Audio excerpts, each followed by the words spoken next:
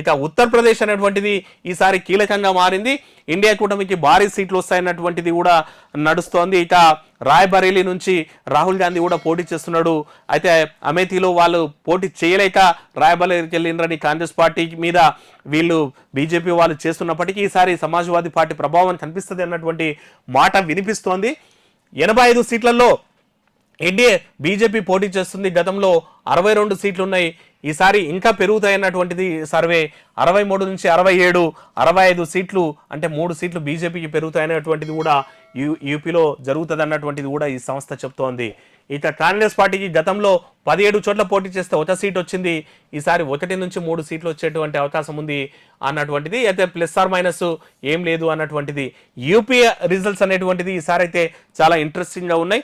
So ఈసారి వీళ్ళు India కూటమి చెప్తుంది బీజేపీకి 30 సీట్లు కూడా రాకపోవచ్చు అన్నటువంటిది. సమాజ్వాదీ పార్టీ లేదా ఇండియా కూటమికి భారీ సీట్లు వస్తాయంటున్నారు. కానీ ఇక్కడ ఉన్నట్టు దాని ప్రకారం 65 సీట్లు అయితే వీళ్ళు ఇస్తున్నటువంటి నేపథ్యం ఉంది. మరి గతంలో కంటే కూడా సీట్లు పెరుగుతాయని అంటుంది.